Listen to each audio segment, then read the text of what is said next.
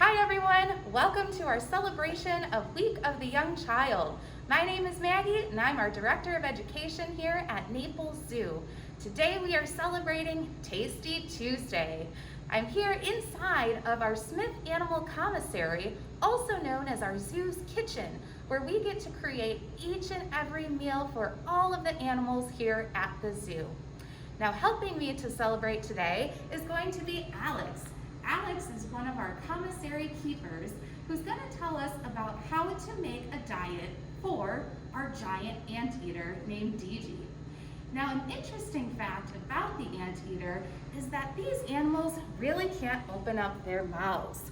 So here I have a skull of the anteater. You can see that really long nose and that tiny hole for that tongue to come through. That tongue has specialized hooks on it to help draw in the food into the anteater's mouth to enjoy a delicious meal.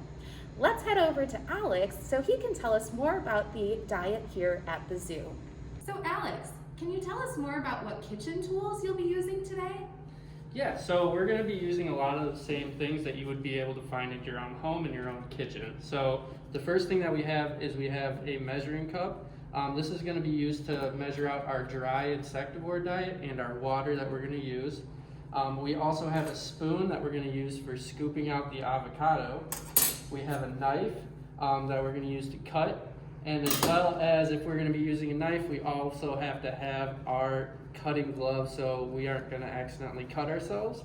And then last but not least, we have our cutting board and our blender that we're going to use to blend up the entire diet.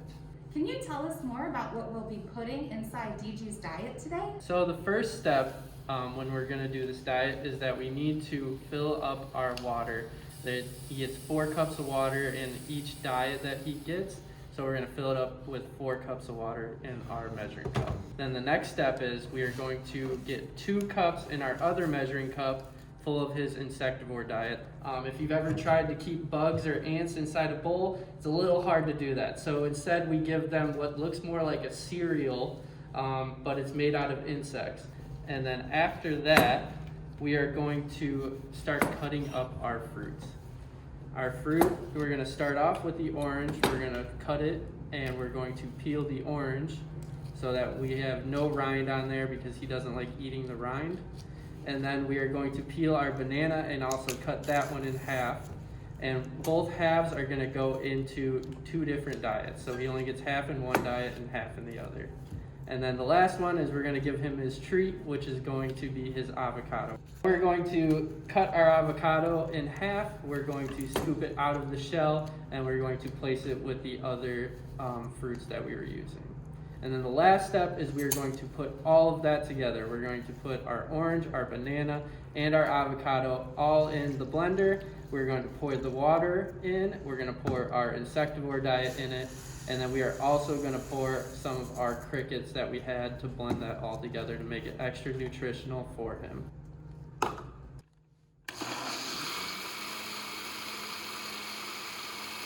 So now that we've blended together all those delicious ingredients for Dee Gee's smoothie, how is it served?